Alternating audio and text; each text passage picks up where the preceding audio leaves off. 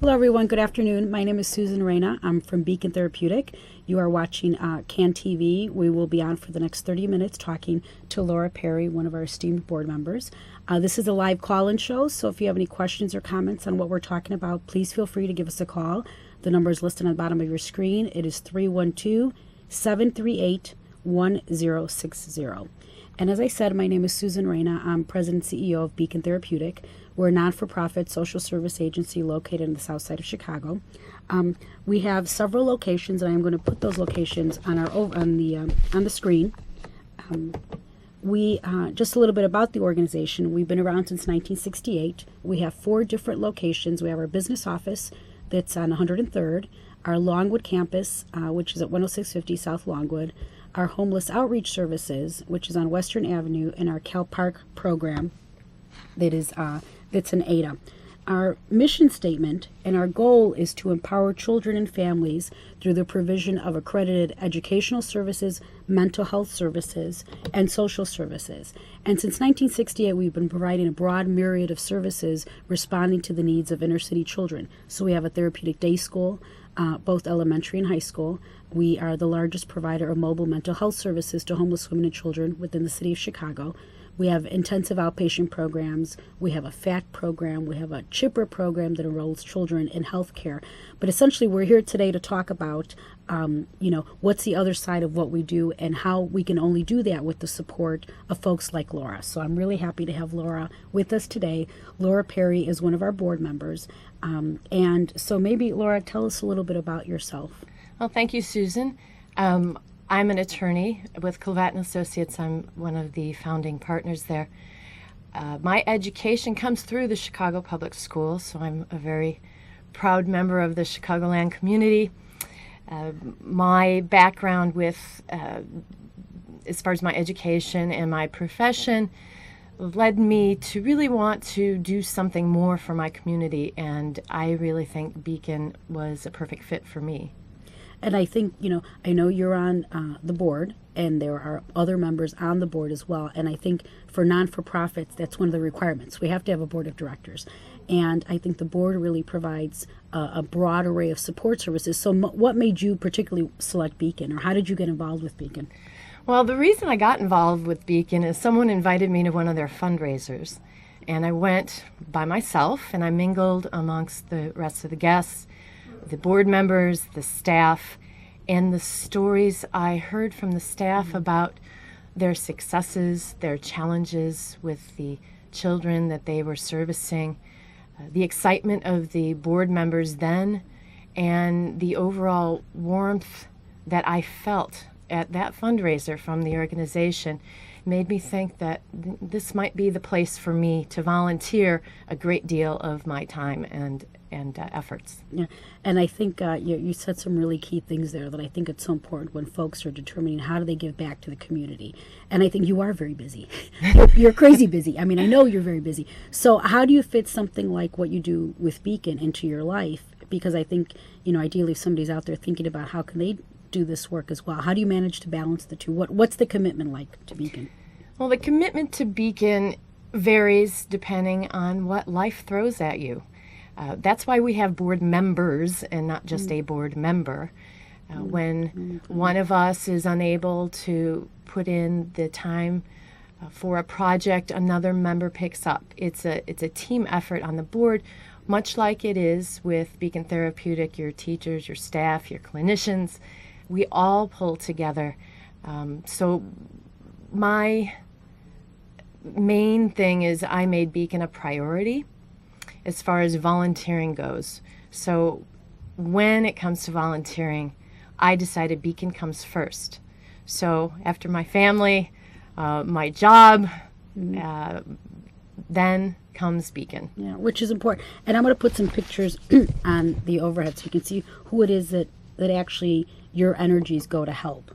So tell me a little bit about, what are some of the things that would be helpful for folks thinking about board involvement? What does that mean? Well, if you're thinking about becoming a board member in any organization, you really have to evaluate how much time you have to give to that organization.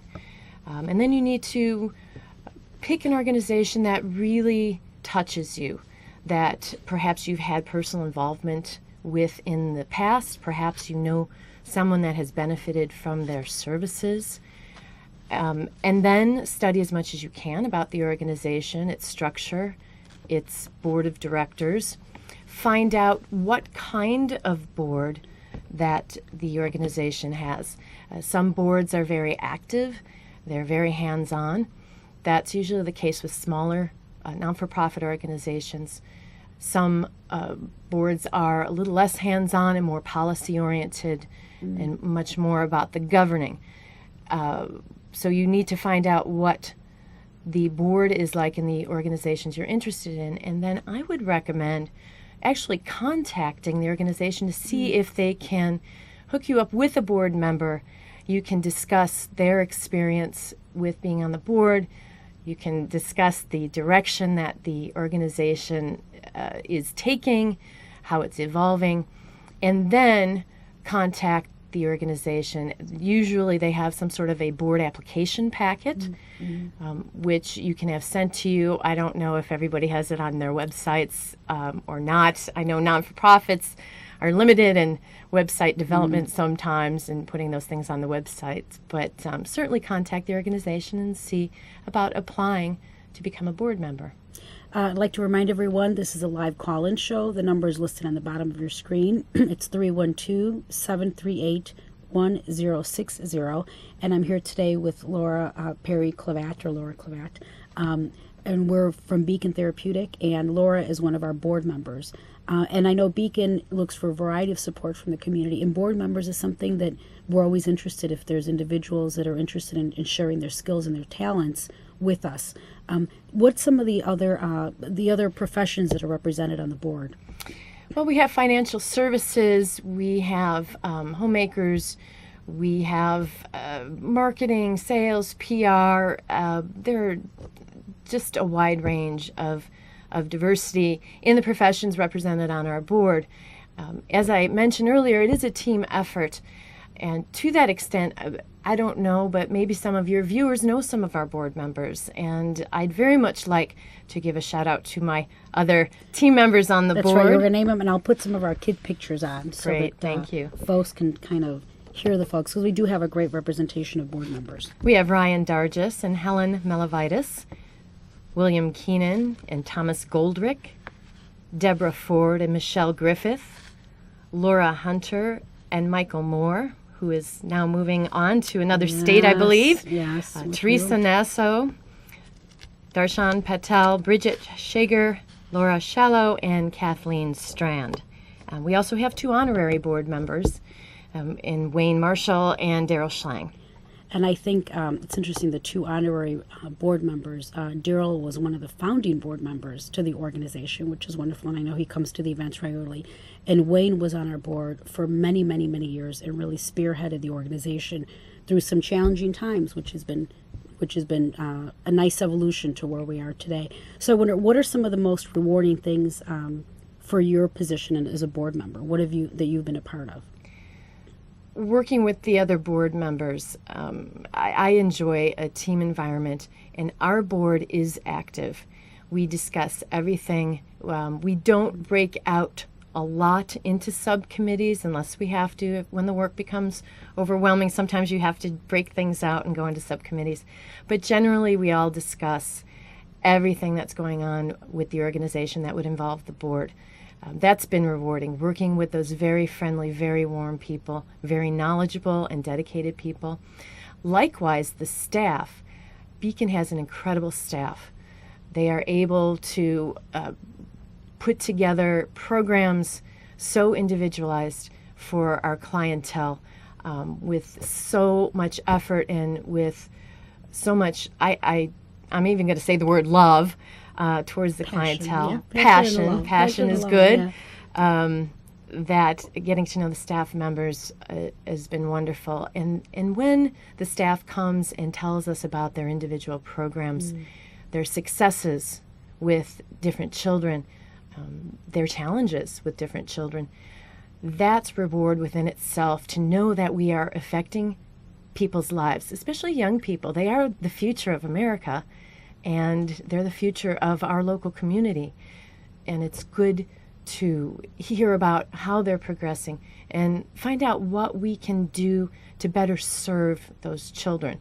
And one of the best things about Beacon, from my perspective, and one of the reasons I am a strong advocate for Beacon, is the evolution of services that Beacon provides. The services provided in 1968 are far different, far less inclusive than what we now provide.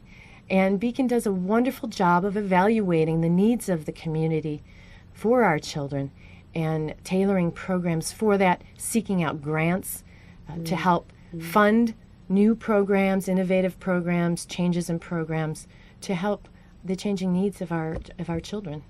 One of our newest programs is the Early Head Start, the home-based Early Head Start program, and that's a program that we received through the city, through the Department of Family Support Services, that's working with babies 0 to 3 years who are home. It's not center-based. It's services that are delivered in the home, but we're targeting homeless and at risk of homeless young kids. And I think there's been such a strong training component to the board, which is, I think, bringing the board to a different level, because really the board doesn't need to absorb like these policies and all these different things. So I find it intriguing that it's building your skill set, just like you build our skill set. It's building your skill set in all this whole new arena of things. And one of the requirements is also that we want participants, some of our consumers, on the board. And I think that'll be a new direction for the board, where we're looking for folks who've actually accessed our services. And do you have any thoughts on that? Because I know you're so excited when you're around our staff, and you're so excited when you're around our participants. So this is a new direction. I mean, what are your thoughts on that? I think that for a non-for-profit that services the clientele that we do, it's important to have community members and people we have serviced or are servicing come to our board meetings and be part of the board in whatever capacity they can be within the structure of the organization. That is the most direct access we as board members have to those people. And instead of getting information secondhand through staff, we get it directly from the horse's mouth. And I think sometimes, while some people may be intimidated by showing up in front of a bunch of people they don't know to make a presentation, sometimes it actually is easier because they get to talk to a whole group at once. And like I said, we have a very warm and active board, and I welcome the members of the communities that we serve to come to our board meetings and participate on our board, again, as the organizational structure allows. Yeah, and I think that'll be great. And I think it's the next phase of where we're going. We engaged in a strategic planning process with the board a couple of years back, where we were able to define further what the role of the board should be, to make sure that the folks who actually give their time and their talents and their treasure to support the organization, that it's meaningful for them, but also it's fulfilling the needs that we have as an organization. I mean, you're my boss, and as such, I need to make sure that I know that I'm doing my job well, and that you're investing your energy and time into an organization that you can feel good about. So I think this is the next step in terms of where we're going with the board and the board development, in terms of getting more consumer or participant membership on the board. In your role as a board member, what would you say has been some of the biggest challenges in being a board member? I think the biggest challenge with any non-for-profit these days is raising funds. We have grant money that comes in. We get money from different organizations and programs, Medicare, Medicaid, etc., through education departments and school districts, depending upon what their needs are. But we always have to be mindful that it takes more than government dollars to run an organization like this. So our biggest challenge is raising the funds, and in order to raise those funds, it takes not only big organizations with big budgets to fund some of our programs, but it takes individual commitments from people in the community. Our President Obama, did a grassroots campaign raising funds, $5, $10, $20, matching programs. We do have a vehicle, or more than one vehicle, for people to call in to donate $5, $10, $20. You can do it on our website. Our biggest challenge, though, really is trying to get the funding to keep these wonderful and very necessary programs running. And I think this is where the board really does step in terms of we have some events, and the board participates and raises funds for those, and then also it's giving feedback and ideas on funding opportunities, on grant opportunities. The board members that you read off, they have different affiliations, and sometimes those affiliations are able to lead to other donations. So we have Northern Trust is one of our funders. We actually just got a grant today. We were notified. Oh, so our great. board chairman Thank you. sits on that board or works there. But I think it's those type of connections that are so important. But I think also the community at large has other ways that they can support us. So we've talked in the past about our Fresh Start kits. And this is where folks from the community can make donations to particularly fund the essentials that a family needs when they get a new home. Or we're always accepting donations in terms of in-kind stuff, gently used items, or toiletries, or these other kinds of things. So I think there's a role that the community plays in supporting our mission, but there's also clearly the role that the board plays. And I think in terms of understanding, supporting the events, and then a lot of it is also just sharing your ideas, also in terms of things that we can do. You've been around other non-for-profit organizations. I wonder what your thought is in terms of what makes Beacon different. I'm going to put some more pictures of our kids up, Okay. so you can see. Some of the things that make Beacon unique, I'm not going to use the word different, I'm going to use the word unique, is Beacon's approach to providing services. There are a lot of organizations that provide different, very specific services. Beacon starts with the individual and specializes the services to the individual. So rather than focusing on what our services are and who to give them to, we look at the individuals that come to us and see how our services will benefit them. So the highly individualized assessment, the highly individualized development of treatment programs, services, in all the different areas, we provide accredited educational, mental health, and social services for individuals. And to get the level of specialized, individualized treatment that children get at Beacon Therapeutic, I think is truly, truly unique. And it shows why Beacon's been around for 40 some odd years. We are a cornerstone, I think, and I'm sure everybody who's seeing agrees, we are a cornerstone of the social service agencies here in Chicago servicing children in our community. And I think, gosh, that's wonderful, because I think that truly does embody what we're trying to achieve. And as I go out and about and the folks hear about what we do, it's very reassuring to know that obviously we're not in this, as what you said before, we're not in this just to be in it. We're in it to truly making a difference in the lives of the families. And I think that's something that we are doing every day through the various programs, through our homeless programs and our school programs and our early Head Start programs. And I think there's such a match between what the board does and what we do, or what I do and what the staff does, and what goes on a day in, day out basis, in terms of it's also essential and it's also needed. And I think that's where, the role of a board can make a difference. And, you don't maybe have to be out in our homeless shelters as we're trying to deliver these services, but you know that it's going on, which is so important. And our relationship with the community, with the Chicagoland community, is symbiotic. If we do well, so does the community, because the children and the families that we service, they are the individual threads, like all of us, within the community, and we are woven together into a fabric.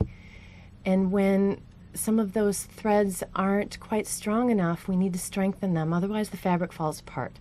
So when we succeed, the community succeeds. And so the community has a vested interest in seeing Beacon Therapeutic, as well as other social service agencies, excel, do well, and board members, as board members, one of our main responsibilities is to advocate for our organizations, whether it be by word of mouth, inviting people to fundraisers, speaking at events, creating a link to the Beacon organization through our own websites. That's very important because we touch each other. And I know on your website there's a link. There is. Right? There is a link, Yes. which is great. Tell us, and why should folks support an organization? Why should folks give back as you do? Well, again, it sounds very cliche, but you are only as strong as your weakest link. That's something you want to do. You want to strengthen everybody in the community, especially those who can't help themselves. Children can't help themselves. They can't help where they came from. They can't help what the limitations of their guardians are in their ability to provide services that a child may need. And personally, for me, there but for the grace of God go I. Not to be religious, but it could be me there. It could be my sister. It could be my cousin.